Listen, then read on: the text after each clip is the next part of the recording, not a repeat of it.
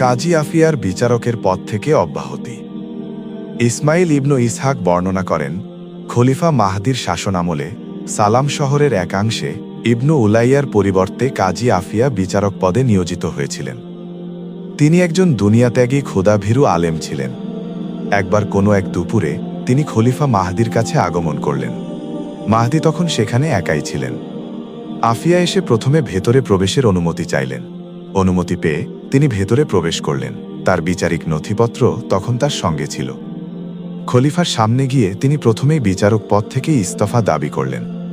বললেন, আমি এই পদ থেকে অব্যাহতি চাই। এখন আপনি যাকে চান তাকে আমি এই বিচারিক নথিপত্রগুলো প্রদান করব। খলিফা মাহদি ভাবলেন, কোনো প্রশাসক হয়তো তাকে অসম্মান করেছে এবং তার বিচার কার্যে ব্যাঘাত ঘটিয়েছে। তাই এ ব্যাপারে খলিফা তাকে জিজ্ঞেস করলে তিনি বললেন, না আমিরুল মোমিনিন, এমন কিছু আমার সঙ্গে ঘটেনি। তাহলে কেন আপনি দায়িত্ব থেকে সরে যেতে চাচ্ছেন? খলিফা জানতে চাইলেন। তিনি বললেন, আমিরুল মোমিনিন, খুব জটিল এবং সন্দেহপূর্ণ একটি মকদ্দমা নিয়ে বিগত 2 মাস যাবৎ খুব সম্পদশালী ও প্রভাব প্রতিপত্তির অধিকারী দুজন লোক আমার দরবারে নিয়মিত যাতায়াত করছিল। তারা উভয়েই নিজ নিজ দাবির সপক্ষে দলিল উপস্থাপন করে যাচ্ছিল এবং সাক্ষীও উপস্থিত করছিল। তাদের কারো দলিল প্রমাণগুলোই ফেলে দেওয়ার মতো ছিল না, বরং সবগুলোই ছিল গৃহীত হওয়ার উপযুক্ত। এমতাবস্থায় আমি ভেবে পাচ্ছিলাম না কিভাবে তাদের মধ্যে মীমাংসা করব। তাই 1 দিন 2 দিন করে আমি তাদের থেকে সময় নিয়ে যাচ্ছিলাম এই আশায় যেন তারা নিজেরাই নিজেদের মধ্যে মীমাংসা করে নেয়, অথবা আমার মনে এমন কোনো জ্ঞানের উদয় হয় যা দিয়ে আমি এই মকদ্দমার সুষ্ঠু সমাধান করতে পারব। এভাবেই চলছিল।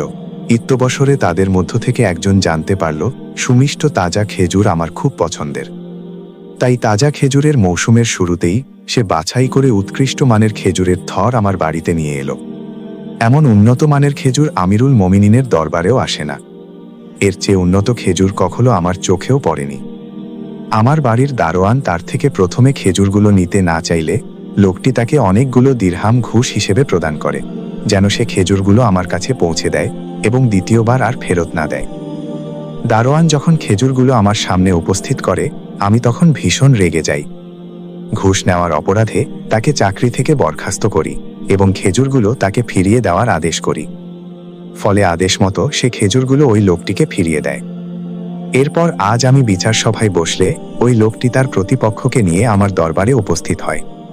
আমি তখন খেয়াল করলাম বিচার করতে গিয়ে ওই লোকটির প্রতি আমি আমার অজান্তেই এক ধরনের টান অনুভব করছি। আমার কাছে বাদী বিবাদীকে সমান মনে হচ্ছিল না। আমিরুল মোমিনিন, এই হলো আমার হালত। এখন ভেবে দেখুন, ওই লোক থেকে ঘুষ গ্রহণ না করেই আমার এই দুরবস্থা। যদি গ্রহণ করেই ফেলতাম তখন কি পরিণতি হতো? অতএব ভবিষ্যতেও আমার সঙ্গে এমনটি ঘটলে আমি ন্যায় বিচারের উপর অটল থাকতে পারবো বলে আমার আত্মবিশ্বাস নেই। আর ন্যায় বিচার করতে না পারলে আমার ধ্বংস তখন অনিবার্য হয়ে যাবে এবং জনগণের মাঝেও বিশৃঙ্খলা ছড়িয়ে পড়বে। কাজেই আমার এই ওজর গ্রহণ করে আমার ইস্তফানামা কবুল করুন। আল্লাহ আপনাকে এবং আমাকে ক্ষমা করুন। অতঃপর খলিফা তার ওজর মেনে নিয়ে তাকে দায়িত্ব থেকে অব্যাহতি দিলেন।